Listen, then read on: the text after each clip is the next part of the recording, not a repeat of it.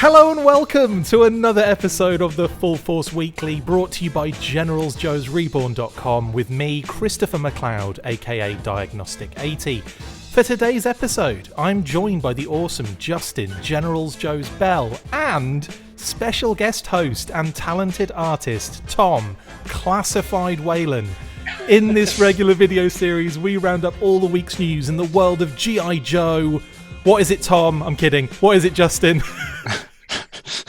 You threw me off. The Full Force Weekly. Correct, right? correct. It's just the Full Force Weekly. It's just the Full Force Weekly. It's not a Freakly. It's not a special, but it is kind of special because we've got Tom on the show. Very special. Thank you for having me. This is a treat to be on here. This came together pretty quickly, but I'm happy. Do you know what's really funny? I still haven't edited our interview yet, so this is probably going to go out before our interview, which is ridiculous.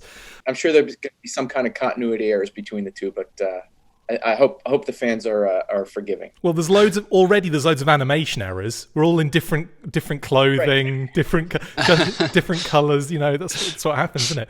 Right. So great to have you on, Tom. For those that don't know, Tom has done the classified art for Master of Disguise Zartan and the Alley Viper. Very lucky little boy he is for doing that. Amazing work as well, Tom. Like, it's just absolutely great stuff. I mean, how are you feeling after getting all that out? It's been a while. I had started working on that Alley Viper probably a year and a half, 2 years ago. So it's super exciting to have that finally out in the world and be able to talk about it. Yeah, spoiler alert for the interview I've done with Tom. He says the same thing in the interview. But you can watch that. That'll be out very soon. Actually, I'll probably try and edit that first before getting. I'm about halfway through the edit on that. And this takes forever, so we'll see. We'll see what comes first, right? Anyway, Justin, how are you doing, buddy? Doing good. I haven't drawn any classified artwork. I'm willing to give it a shot, but I don't know if anybody would buy it. But absolute lazy git. I know. No, I'd buy it, actually. I really want to see your take. I want to see your take on Hit and Run, and I want you to use specifically crayons. That's what I want you to do. I'm on it. Amazing. I'm on it. Right then, let's get stuck into the news then, lads, because there has been a lot of news this week, and we'll start with a little bit of classified Bat and Alley Viper news right up Tom's street.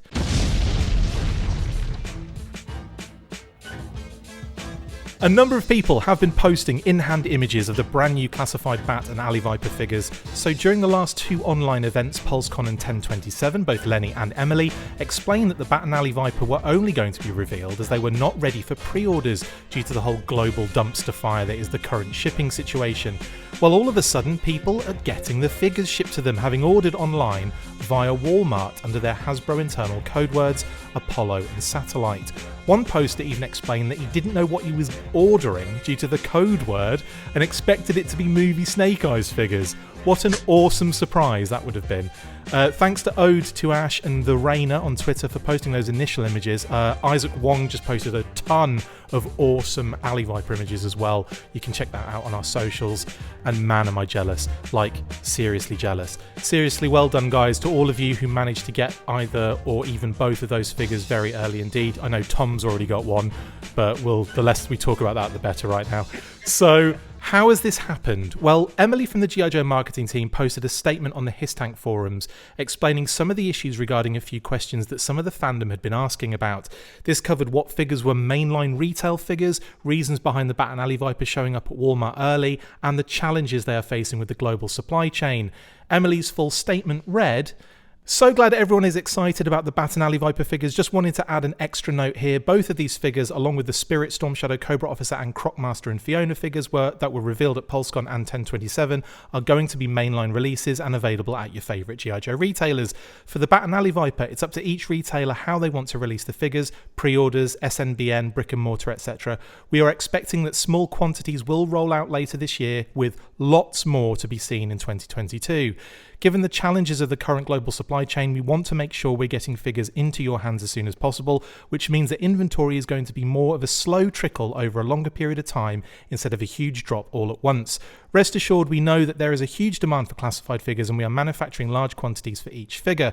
Thank you for your patience with this wild world we're living in." I have to say that this is a solid move by Emily and Hasbro to get ahead of some of the fan anger, or fanga, at seeing the Bat and Alley Viper going up on Walmart, and I have to say was generally well accepted by the community, who were left rather perplexed at not being able to pre-order the figures after seeing them appear. Thankfully, we will be getting plenty of these figures, and we'll be able to order them pretty soon, which is great, because I'm going to need about 20 Bats and Alley Vipers each. Do please remember, these two figures are not store exclusives. They will be sold elsewhere, and I very much doubt they'll be hard to get hold of. Justin, good move on Hasbro's part here, would you say? Yeah, definitely. I mean, I think it was pretty important for them to say something, just knowing that, these are sort of out in the wild and kind of in direct conflict to what they said at PulseCon not long ago, that they were not going to be available for pre-order or for sale anytime soon. I think it's great. I think there's been kind of a desire on the collectors' parts to get a little bit more direct interaction with Hasbro. I think they've been doing a great job with these PulseCon events and Yojo June and stuff like that. But I think a more informal sort of regular cadence is also very helpful. Just especially when stuff like this happens, when they're told basically this stuff isn't available for pre-order, and then like literally less than a week later, it was crazy. People are getting them in the mail. But yeah, I think it's also important for them to say that, this is kind of, it's in the retailer's hands. I mean, they can't control what happens with Walmart. I mean, I think a lot of people are wondering kind of how Walmart managed to get an early allotment of them. I don't think anybody really knows. But however it's shaken out, and unfortunately, they, a few people seem to not really know about it, but seem to guess accurately. I did keep telling everyone that Apollo and Satellite were the code words for these figures. Yeah, so it's your. So I feel quite responsible. You tell everybody that, and then you don't take advantage of it yourself. So I'm an idiot. Is basically the problem here. Yeah. But yeah, I think it was the right move from Emily. I think we all kind of thought she was doing a great job at the actual PulseCon event. She's brilliant. At the round table. She seemed to be very, very approachable, very cool. And the fact that she's actually going on to forums and sort of interacting it's great. I think it's good. Well, you mentioned a roundtable there. We've actually done a Hasbro Q&A with Emily and Lenny, which will be going out again as soon as possible, as soon as it's approved, actually. I did the edit last night at 100 miles an hour, so hopefully that'll be going out. Tom, now obviously you've worked closely with Hasbro. Do you appreciate this kind of connection with the fans more so than it has been in the past? Yeah, absolutely. And I speak as a partner of Hasbro. I don't work at Hasbro, or I'm hired on a freelance basis, just to be clear. Tom's views are his own views and are not. I'm gonna get you in so much trouble. Trouble. Let me delineate exactly where I stand. I think it's refreshing. I'm a collector first of G.I. Joe, way before I got hired to do work on the brand, and I think it's refreshing that she went in there and kind of explained exactly what's going on, and it's an explanation that I think any rational person would be like, okay, that makes sense to me. I'm going to take her for her word, and just kind of, you can wait. If I know everyone's anxious to get them, but that gives me a lot of comfort as a collector, being like, all right, they're shooting straight from the hip, and she's great. She really, it feels like she's genuinely connected with the fans. It feels like a really refreshing change of pace for a large company like that. They didn't have to say anything. They could, by all means, just get by just it comes out when it comes out. Yeah. You get it. I think it was a great move for her to get on there and explain how it's going to go. Absolutely. I got to speak to Emily, and she's really cool. Like I thought she was cool anyway. Like when she was on Pulse, when she did the 1027 thing, there's just a lot of like really just positive energy coming out of her, and I just think she's great. So yeah, I think she's really good to have on the brand as well, because like I said, this kind of connection with the kind of going on HISSTANK, being open and saying, ask me whatever you want. I can tell you what I can, but I'm going to be as open as I possibly can. That is like, I don't know, it's just something that we've had in little bits and pieces in the past, but we've never really had like that level of commitment. So I'm really happy as well with how that's going. In terms of the actual Bat and Alley Viper, amazing figures. I know, Tom, you already have one, you get, but I mean, you kind of deserve it because you did the artwork for it, so I get it. I was pretty excited when I got one for the 1027 event. And actually it was overnighted to me, and it missed the taping by like an hour. After the taping, I ran upstairs and it was sitting on the porch. So we missed it for the taping. However, I was excited to have one, what I thought was so early, but now it was, just a few weeks later they're out. Don't feel so special now, do you, Tom? Huh? Yeah. Walking around like Mr. Billy Big Alley Vipers, and yeah, amazing. Justin, are you looking forward to getting these? Oh yeah, at reasonable prices, but yeah. Oh, you're not going to go early like you normally do. You're not going to get one for $500 on eBay. I was just cruising on eBay and looking. I'm like, man, that's yeah. Yeah, it stings a little bit, doesn't it? Yeah, I think they. My hope, Hasbro's been doing a much better job lately of making things more available. I think that would have been an issue, 6 or 8 months ago, or you might have been worried. Even though there are mainline releases, am I going to be able to get the numbers that I want? That's still probably a little bit of a worry. But I would say, the Cobra Infantry has been sort of, relatively easy to get as a mass retail troop builder. So I think these will probably be the same. There will be some demand, especially up front, but I think as time goes on, that'll kind of even out. And I'm definitely looking forward to getting them. I think, we've all been waiting for the Ally Viper for a while, ever since we kind of saw them on the back of the package. Yeah, so Tom, bloody hell, hurry up. Get it out. Yeah, from what I hear, it took Tom so long to do the artwork for that they actually delayed it by a year and a half. So I had to make it just perfect. So it's all Tom's fault. They worked within my year and a half. Could you imagine if the reason it took so long to come out was because Tom's art took that long to do? Amazing. That isn't the case. No, that's not. Story, and make Emily make a statement on HISSTANK about that. make her just prove that. I'm gonna Instagram her now. She added me on Instagram earlier, so I'm now connected with Hasbro in another way. Oh man, yeah, it's just going to be like constantly. So poor Emily, she doesn't know what she's getting into. What's coming out next week? What's coming out next month? What's coming out next? Yeah, shut up, block. Anyway, exactly. Anyway, that's it for Bat and Alley Viper news. However, it's not over for classified news. Yes, we don't have Pat with us on this episode because he's actually enjoying Codename Iowa's Assembly Required convention, the GIT again, quite jealous that he's there, but obviously he'll tell us all about it next week. But of course, with Pat not here, he can't get upset about more classified code words news.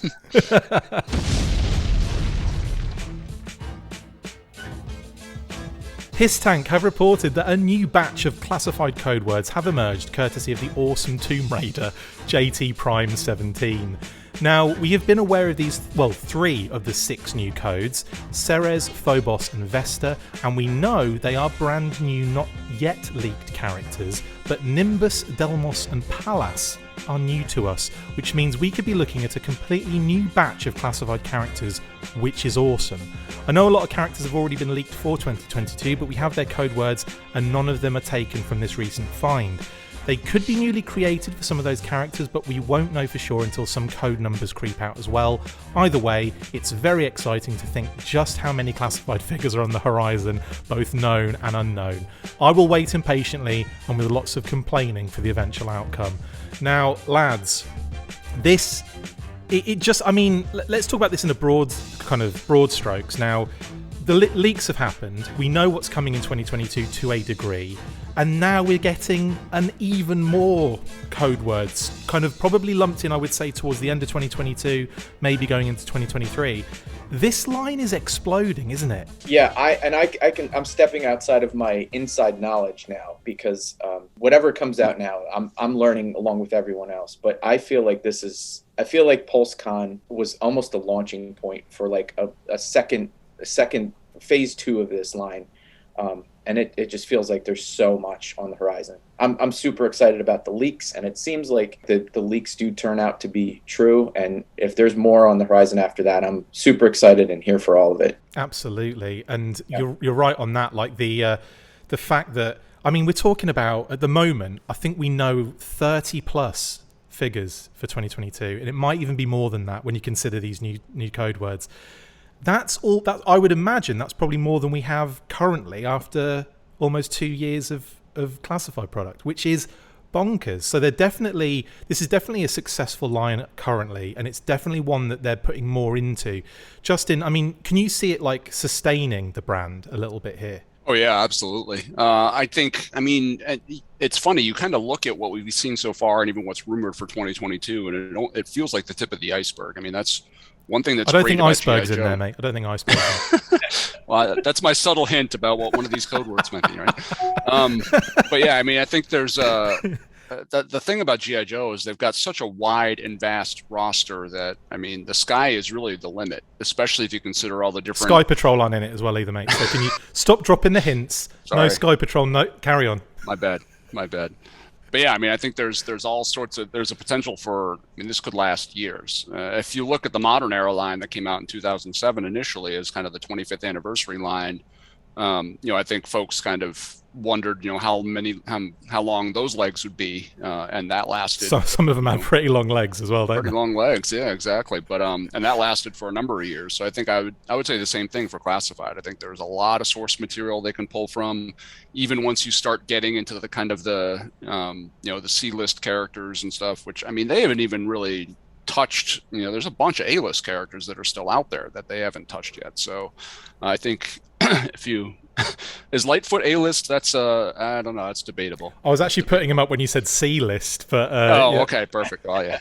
I think Lightfoot's amazing. I think he's full of so many cool features and things and stuff. That's the thing about this Classified line is even and I'm not calling Lightfoot forgettable, but even some of the sort of lower profile figures from A Real American Hero, upscaled to 6-inch, and kind of with that, the look of those figures kind of ramped up into separate armor pieces and removable parts and stuff in the 6-inch scale. You could take a figure that's just kind of, somewhat vanilla, or was vanilla back in 1988, and make them absolutely even more amazing. And like Hit and Run. Again, not saying Lightfoot is vanilla. Like Hit and Run. Hit and Run's very vanilla, yeah, but they could actually make him cool instead of Hit and Run, though, I would absolutely love that, because not only would you have Hit and Run then for the standard line, but you'd also have him for the exclusive repaint in the Tiger Force. So, and that's another thing, is that all these characters we've got, between Duke and Roadblock and Flint, we've got 3 characters that have already been released that could be done in Tiger Force. We already know that Tiger Force is on the horizon. So I've got a theory about that, right?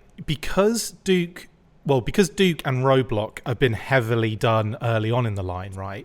I have a feeling we might see kind of like, not necessarily Roadblock, because he's got that heavy artillery version, which could be a Tiger Force repaint, no worries. I could see them maybe redesigning Duke. I mean, I could see them redesigning him, like maybe even the legs. The top's probably all right. They could probably do something with that upper body and the head. But I definitely could see them doing something with the legs to kind of make him more of your kind of classic kind of style, Yeah, doing Tiger Force first, then bump him back to vintage. Yeah. I thought of that as you were right before you said that, because I know there was a lot. I know there was a lot of pushback on that initial wave of it being too sci-fi, and I feel like there's a possibility there that they could kind of fine tune that and kind of. I think we talked about this the other night, but I love how this line has pivoted from that initial kind of Fortnite feel. Which I loved when it first was revealed, but I feel like it has steered exactly where I would have liked it. Where I would have said a 6-inch line could go. Yeah, and I feel like minor changes to that Duke, and he'd be ready to go for a couple more rounds. Totally, and we need more Dukes, because I've only got about 6 up there on the display thing. So yeah, more of them, please. In terms of like code words, though, there's no point us kind of like saying what we think it's going to be, because it could be anybody in all honesty. I mean, there are so many characters that haven't been done. Are there just one from each of you guys? Are there any that stand out to you character wise that probably need to get done early on, like in terms of like being a big character in some description? We'll start with Justin. Well, see, and now you're testing me, Alex. I'm trying to remember exactly who has already been leaked. Leaks are difficult, but it's basically Zorana, Twins, Crimson Guard, Dusty, Stalker. Yeah. So I was going to say Dusty, but then I thought he'd been leaked already. So I think anybody from that kind of like 84, 85 cast of cartoon characters is probably, Bazooka Alpine. I thought you were going to say 95. I thought you were going to say 95. I'm like, 95? Oh, yeah. Okay. I'll take some of those 95 Battle Rangers. Yeah. Give me that Mindbender with like that monster hand and, Ninja Commandos. Hell yeah, bring that all in. Yeah, Shipwreck's probably jumps right to mind as kind of a more popular cartoon themed character. I get the feeling Tom was going to say Shipwreck. What were you going to say, Tom? Oh, sorry, didn't mean to steal your thunder. I was going to say Stalker, but I forgot he was leaked. I would say, man, let's just go with what I would love. I would love to see some of the Dreadnoks. Oh yeah, big shout. Blowtorch is one of my favorites, just because I just love that like garishly bright outfit. You must have loved the 50th line, because we got about 500 Blowtorches at that point, didn't we? He just feels like, personally, I can't wait to see him, and he feels like he'd be great. Maybe B-list, but yeah. No, that's cool, man. I'll take that 100%. Now, speaking of leaks, which kind of like segues beautifully into this, in new classified pre-order news,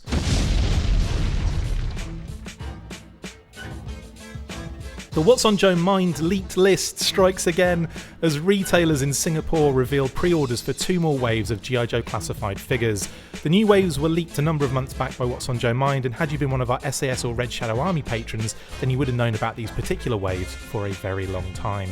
The pre-orders for Wave 9, consisting of Lonzo Stalker Wilkinson, Tomax and Zaymot, and Wave 10 featuring Crimson Guard, Dusty and Zorana, went up earlier in the week, further solidifying these upcoming characters in the line. They will all be single-figure releases, including Tomax and Zaymot as separate figures, and I fully expect the twins to get another deluxe release in the future, so I understand them coming apart in this wave. The pre-order info also stipulated that they would be shipped 2 per case assortment in Q2 of 2022, so not too long to wait for these, considering all the amazing product that we know about still to come. I have included the links in the description for the pre-orders if you want to get involved early. Lads, so you mentioned Stalker, Tom, a second ago. Now, you must be really happy that he's almost confirmed. Yeah, he was a big one for me as a kid, and I've always put him like in the upper echelon. Whether he was or not in everyone else's mind, he always feels like one of the big, he's early... an OG. He is, yeah. So yeah, I'm super excited about that. I'm also excited about the Crimson Guard. That's probably top of my list of all those leaks. Yeah, big time. I mean, they could. I mean, it looks as though they're going to be doing something brand new. But we were talking early on, weren't we, Justin, about them doing a Crimson Guard based on the Cobra Commander kind of body, kind of to reuse parts. But it looks like they're probably just going to do a straight up Crimson Guard here, aren't they? Like a redesign. Yeah, I think, like Tom said, I think Crimson Guard is probably amongst the highest on my list of wants from that. From those leaks, just for the same reason. I really love the concept, the idea of the lawyers and accountants by day and kind of these sinister elite forces by night, and the fact that they're releasing them right close in line with the actual Tomax and Zaymot is really an awesome idea too. I'm looking forward to kind of building a little Crimson Guard army around all that. I can definitely see them doing like a deluxe set of Tomax and Zaymot, maybe in either red repaints like they've done many times in the past, or just reuse the heads and do suits. Business suits, yep. That'd be awesome. That'd be my vote, yep. Yeah, I'd love to see that. Ridiculous. I'd love to see that. Think of all the extras, the accessories as well. Like you'd have like briefcases and Extensive Enterprises admin. I'm so excited to see like papers with like Extensive Enterprises letterhead or something like that. Like how pointless that would be. Hey, that'd be cool. Yeah. Actually, that's more of a Super 7 deal, which we'll be talking about a little later on in the show. We're saving that for last, I think, based on how I've done the document. But yeah, so again, brilliant. We've got some. Oh, I'll tell you another one in that list. Obviously, you mentioned Stalker. You mentioned Dusty earlier as well, Justin. We've covered the Crimson Guard and the Crimson Twins. Zorana. Now there is one that I cannot wait to see them do, because there's going to be, I think with her, there's an option there to kind of maybe get some influence from that newer hairstyle in the 25th, kind of the exclusive version of her. And then obviously you've got the homage of that black costume, which they did for her, again, as a repaint. But I mean, how awesome is Zorana going to be, seriously? It's going to be great. I think, a lot of people have kind of pointed out that the classified Alley Viper pulls a lot of inspiration from sort of the modern era of Alley Viper, with like the removable knives and sort of the look and feel of that figure. I think Zorana, like you said, could be the same way, where they take a lot of influence from that Comic-Con exclusive Zorana that was a fantastic figure back in her day and still is, really. So yeah, they could take a lot of inspiration from that. And what a lot of people don't maybe not remember is that in the later issues of kind of that original Marvel run of the G.I. Joe comic, Zorana was like a member of Cobra Hierarchy. Like the rest of the Dreadnoks were kind of swept to the side, but Zorana was like right next to Cobra Commander and Baroness. She was a really important character in some of those later issues. Yeah. So I think it's cool that she's seeing the spotlight so early. I love it. I'd actually love to see her Deke color scheme done as well at some point down the future. I'm getting well ahead of myself here, but I just want to. Now you're pushing. I am pushing it. Yeah, you're right. That's true. But I do love that color scheme. That kind of like that should be right up your street, Tom. The colors in there, like that kind of like tealy green.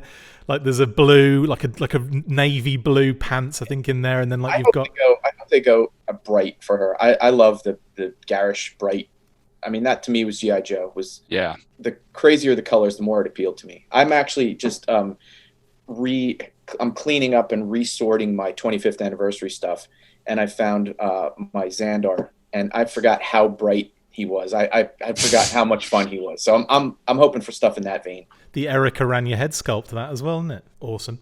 Yes, I cannot wait for Zorana. That's one of my favorites. And well, moving on then. And we have a little bit of Eagle Force news.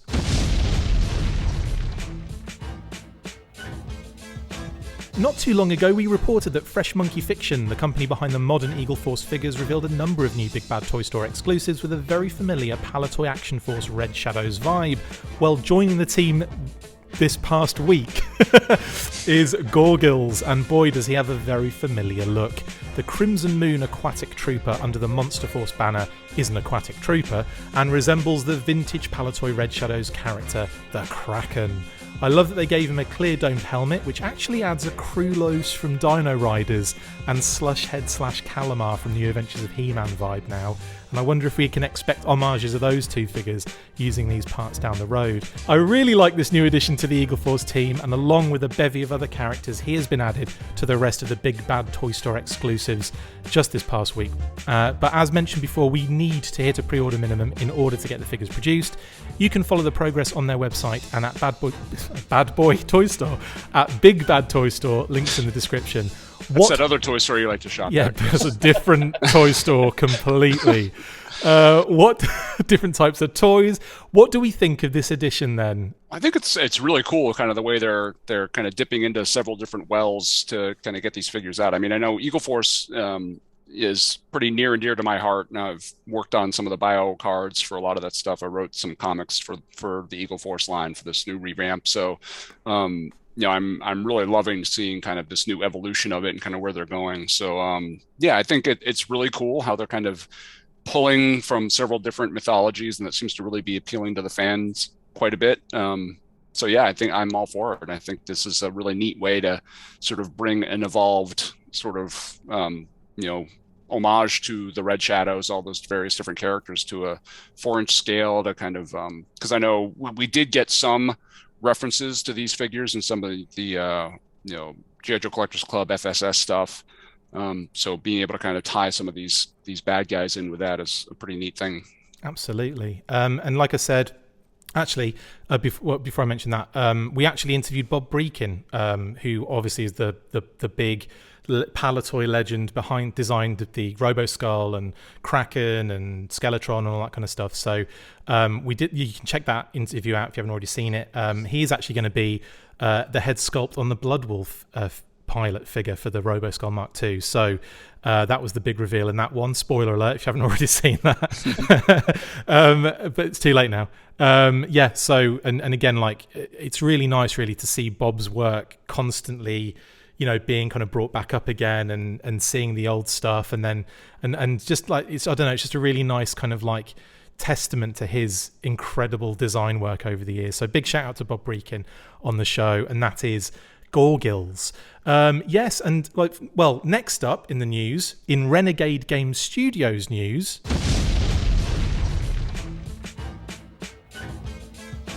senior producer of role-playing games at Renegade Game Studios, Elisa Teague, posted a very cool piece of cover art for their upcoming new G.I. Joe RPG project, and my goodness, it looks cool. The RPG company explained that more role-playing games and projects were coming during their Renegade Con virtual online event a few months back, and even dropped a few titles. They mentioned that there would be an expansion pack to the deck-building game called Shadow of the Serpent, which they heavily implied would be Cobra-focused, as well as an expansion for the RPG called Operation Cold Iron.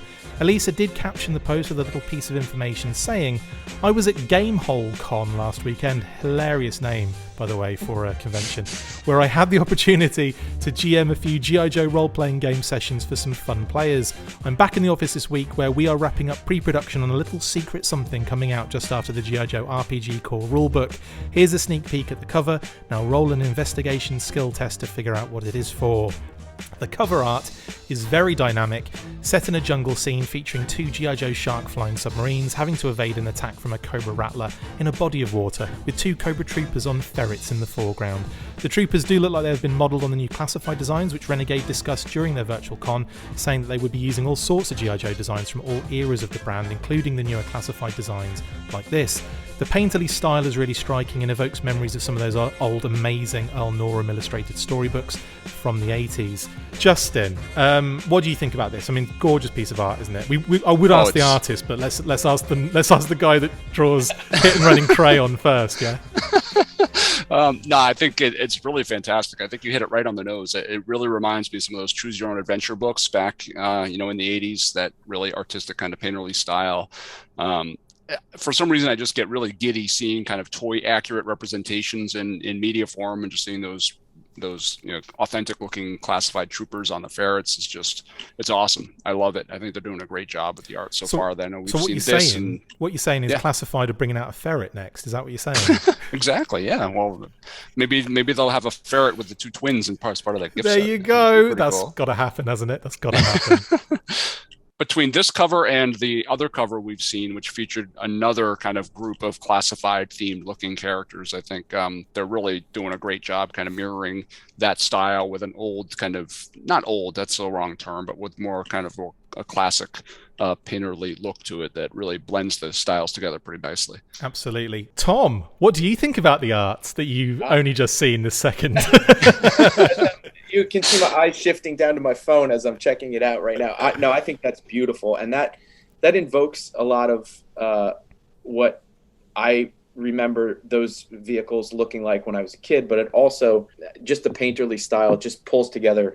I love the different iterations and generations of Joe pulled together in that. That's really great, and I love how the action is pulling towards you, like it's coming right at the viewer. Yeah, it's all kind of like you got like the rattlers up there, kind of just like that, pushing everyone at you, isn't it? Basically, like everyone's running, kind of like, quick, there's the guy, get to him. Really, really well. Yeah. And that's a good point you made about the style of it, tying those two completely. I mean, if you put the ferret and the classified figure together, there's going to be a difference in style there. Sure. So like you say, like kind of doing it all in that painterly style kind of merges it all together nicely. And yeah, you're right. Yeah, and I love the color, how the blue pops off of all that green. Really well done. Absolutely. I also like how the sharks are kind of like either hitting the water or coming out of the water almost. Like it's really cool. And I'm looking forward to seeing everything about this, what it actually relates to. And so on and so forth. But anyway, let's move on now to probably the biggest news of the week, and that is in Super 7 news.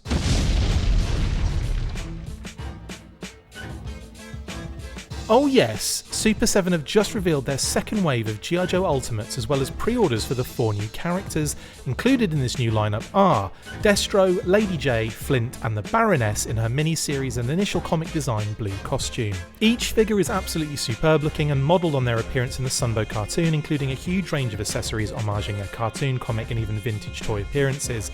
I absolutely love the nods to the cartoons, comics and even vintage toys with the accessories. Is actually what I look forward to seeing the most with Super 7's reveals. Each figure comes packaged in a beautiful green or blue window box with faction-specific slipcovers. Pre-orders are up now on Super 7's website, links in the description. Each figure will cost $55 or $220 for the full wave of 4, and you have until Friday, December the 3rd to get your pre-orders in. Shipping is estimated for fall of next year. What a world we are living in, guys, with O-Ring, Classified, Mezco, 3-0, And this awesome Sunbow inspired toy line, it's a veritable dreamland scenario for G.I. Joe collectors, isn't it, at the moment?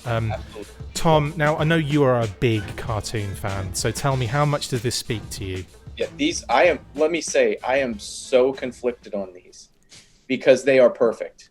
And I was trying to pick and choose in this line, and it is incredibly hard. The Destro and Zartan are probably my two favorite characters in the entire series, and I was telling myself that the Classified is perfect. I don't need anything else, and I am having a hard time holding that line.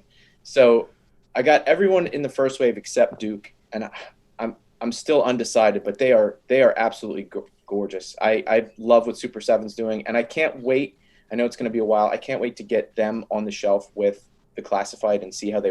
I'm hoping that one scale difference is not going to be super noticeable, but just bend them down a little bit. Just have them like crouching positions. Everyone in ninja positions, right? They're just. I love everything Super 7 is doing right now, and it is just really, really well done.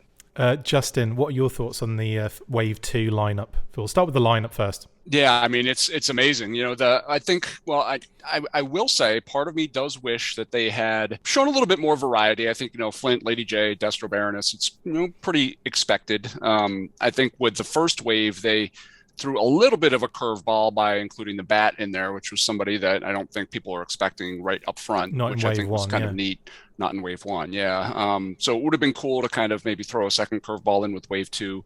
You know, just by looking at what Super 7 has done for other brands, they go deep, you know, they go down that rabbit hole. They don't just do the same old vanilla characters that everybody else does. So hit and run, yeah. Yeah. So I was looking forward to some more obscure choices early on in the line. I think going with Baroness's blue uniform is probably their way of kind of making it a little bit more obscure. Yep. But yeah, I think so while I'm not sold on kind of the character lineup, I think the way they've done it, the execution is amazing. As you said, all those different accessories they include in there.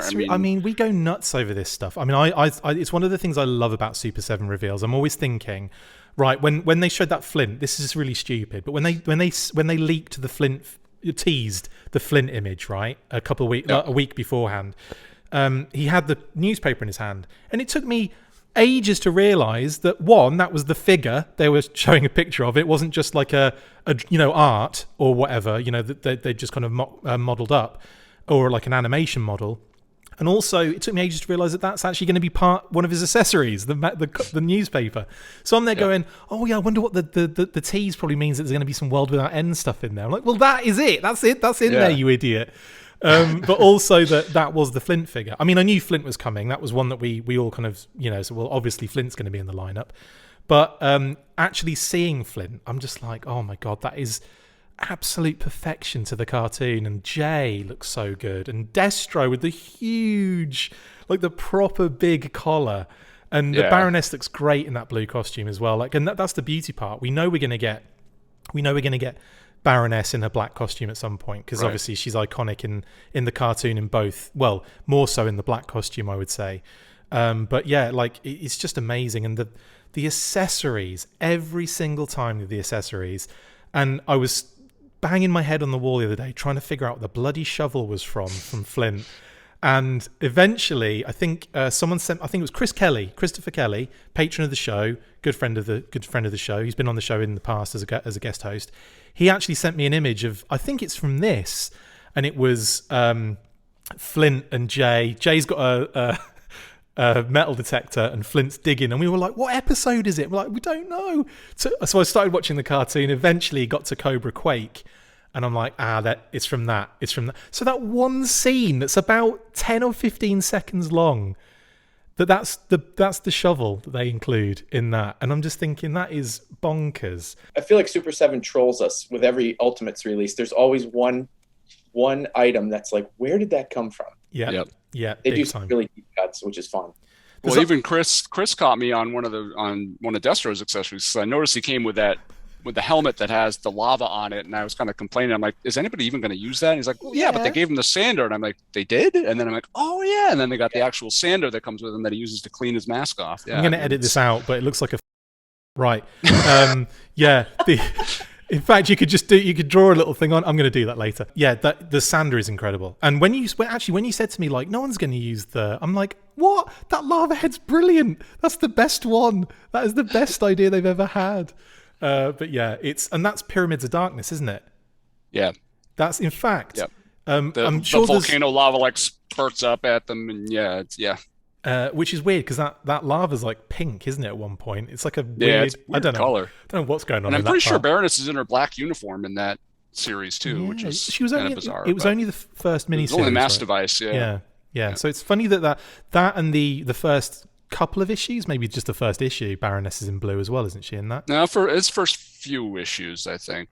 First little while. I'm trying to remember exactly what the clearest memory I have of her in her black uniform was issue number 19 or 16, maybe, I don't know. But it was I think she was in her black uniform before. In general, that blue costume doesn't get much mileage at all, does it? In media, but it's always, I mean, it's called back to quite often, which is nice. I agree with you that's probably the deep cut for this wave.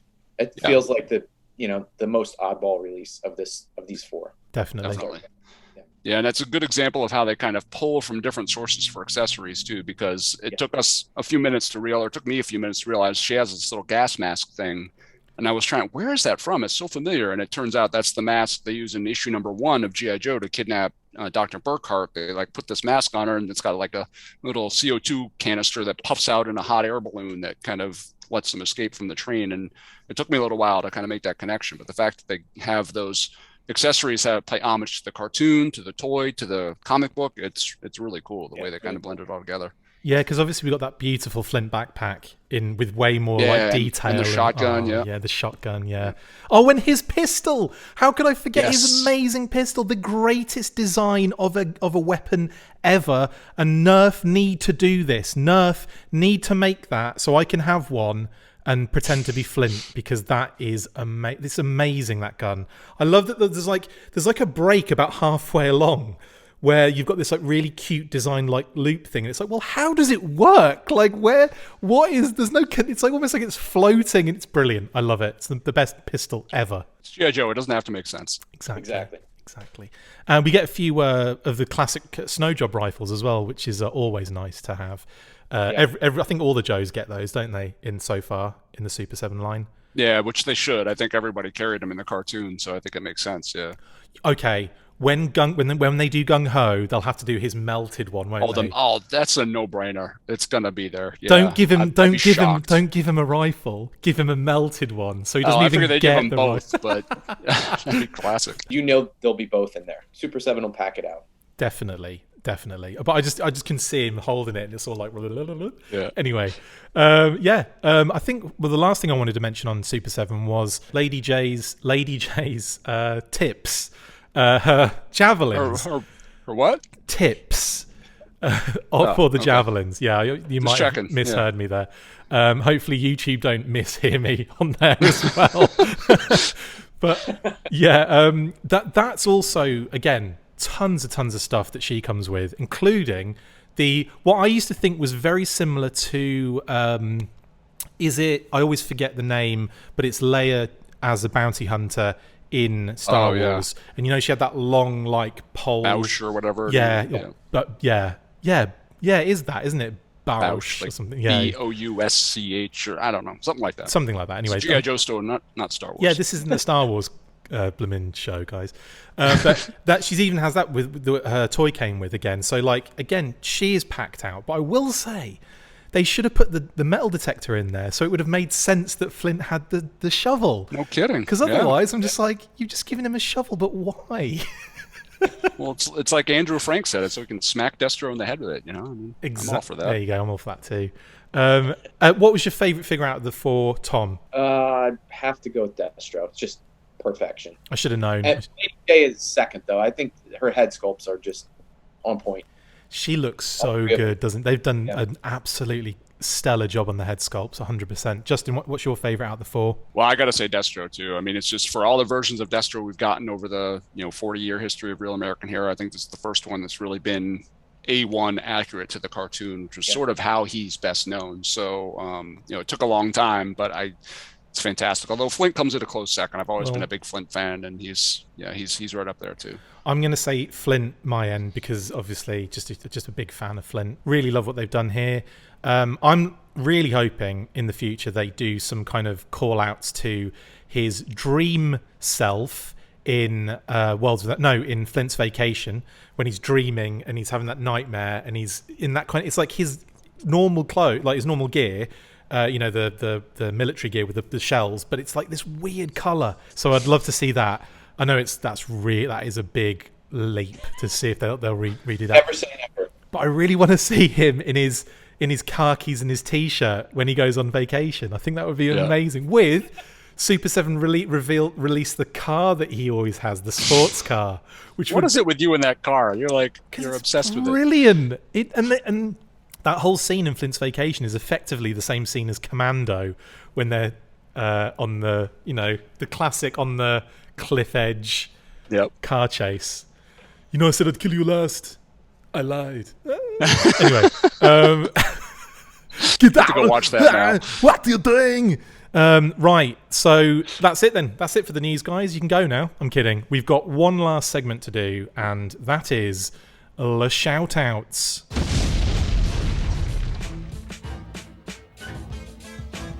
As always, big shout-out to all the family and to my wonderful wife, Kate. Love you all. Tom, seeing as you're the new special shiny guest, yes. Have you got any shout-outs to make at the end of the show? Absolutely. I'm going to shout out to my great friend, Pat McMullen, who is a patron of yours. He is, yeah. On to you, I don't know, maybe a year and a half ago, and here we are today. So thank you to Pat. He just sent me the Stalker from Walmart, the retro collection. So, nice. Yes, big shout out to Pat. Thank you. Awesome. Yeah, big shout out to our patron there. He's ours. You can't have him. I'm kidding. Yeah, big shout out to all our patrons, which I'll do at the end. Justin, have you got any shout outs? Yeah, I've got a shout out. I'm going to shout out, lots of G.I. Joe folks throw grief at Target. I'm going to give Target, a mixed shout out. I will say I'll give Target a shout out because I got this week, so I got my barbecue, which was good. So I have to give them a negative shout out though, because my breaker has been delayed now for I don't know, a month, and I keep on getting these emails every few days saying, it's going to be delayed, approve the delay, and I always approve it, and I refuse to cancel it because out of sheer spite, I want to make Target ship him to me finally. But thankfully, I had a friend that already hooked me up, so I'm all good. But yeah, they've been delaying that like every few days. But also another shout out to Target, because for the first time ever in my life, I have a local Target store now. It just opened this week. Amazing. And I went and visited it, and they had nothing I needed at all, but it was cool just to be able to go to a Target and check it out. So double Target shout outs this week. Awesome.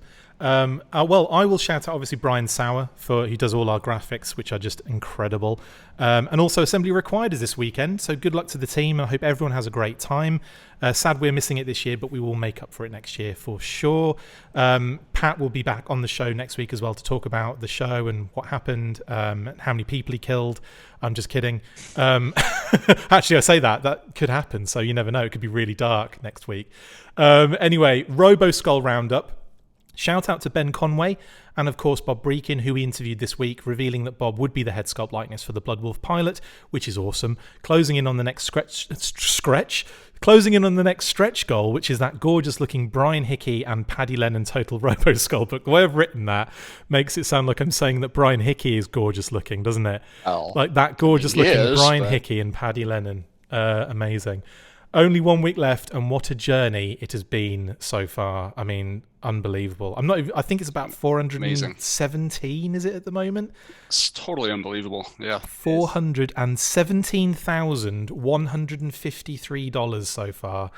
They are closing in on that total Skeletron book. There's about a week left. As this goes out, there'll be 7 days left to get involved, and my goodness, it just gets more ridiculous every time I look at it. So shout out to Ben, to Mark, and of course to Bob Breakin, who came on and had a chat with us. Now, shout out to Emily and Lenny from the Hasbro G.I. Joe brand team for inviting us to their roundtable Q&A, and to everyone else involved in the chat. There was Carson from 3D Joes, Jeremy Conrad for Bleeding Cool, Dave from Adventures in Collecting, Brett from Graphic Policy, and Scott Zillner from Toy Wizards. It was a really, really cool chat, and Emily was really open, Lenny was really open as well. They were just really giving us loads of good stuff. So that at the moment is in approvals. As we record this, it might be out by the time you see this, in which case you've seen it, and I'm just giving a shout out to nice people. But yeah, it was really cool. Some really interesting information came out. I won't spoil it if it's not out yet, just this moment, but we'll probably be talking about it more next week. But anyway, big shout out to them. And of course, we continue to support the LGBTQ plus community, and as always, stand fast with the Asian and Pacific Islander communities in saying stop Asian hate. We do not discriminate against any minority and want the show to be a fun and safe environment for anybody, no matter their background. And of course, to our patrons, listeners, viewers, we just hit 3,000 subs on YouTube. So amazing stuff, guys. Thank you so much for subscribing to the channel. I know a lot of that was because I've been putting out a lot of classified content this week. That seems to be what drives us. If I put a classified video out, all of a sudden it's like, oh, there's an uptick in subs, there's an uptick in views, there's an uptick in... So yeah, no one's interested in like the G.I. Joe belt buckle news burst or the G.I. Joe the G.I. Joe shoelace. There's a G.I. Joe shoelace has been found in the street outside. And I'm going to interview it. You lose subscribers when you talk about the shoelaces. I do. When I try to interview them, I do, yeah. And also a massive shout to our special co-host guest today, Tom Whalen. Mate, thank you so much for jumping on, mate. We really first of all, we really appreciate you doing the interview with me the other night. But then to come on and do a whole weekly show, like you've got nothing better to do. Come on, dude. Hey, this is a treat for me. I listen to the show anyway, so this is great. I appreciate the offer. Not at all. You are welcome to come on whenever you bloody want. Seriously, Justin's probably going, please say yes. Give me a break. Give me a break for a week. But honestly, you are more than welcome to come on whenever you want for whatever reason. If you want to jump on a weekly again, the door is open, mate. Trust me. And absolutely, stellar work on the artwork for the Zartan and the Alley Viper. Just absolutely fantastic. I just can't give you enough compliments about how well you capture those characters and your style. It's just gorgeous. It's still surreal to actually see them in real life after all that development. But yeah, that's awesome. Very awesome. Yeah, and you can catch mine and Tom's interview. Well, sorry, Tom's interview. You can catch my interview with Tom, I suppose. Yeah, you can catch my interview with Tom as soon as I finish it, which hopefully will be just before I start editing this one. So this might come out a little bit later on Saturday, but we'll see how it goes. So again, like I said, Tom, thank you so much. Justin, as always, mate, thank you so much for jumping on. Really absolutely. Appreciate it. And I know you've got to get away. So with that, we shall bring it to a close. That brings us to the end of this episode. Thank you for watching the Full Force Weekly. I haven't changed this coffee yet. Massive thank you to my awesome co-host, Pat, not Picard Stewart. Let's shout out Pat and also Phil, because Phil didn't get his shout out this week, so there I'm throwing them in at the end. Thank you to Tom Classified Whalen, Justin Generals Joes, Bell. Right. See you next time. And as always, after 3, you know what to do, guys. Full Force after 3. 1, 2, 3. Full Force. Brilliant. My timing was way off, I'm sorry. Everyone's timing is always way off, and that's what makes it brilliant.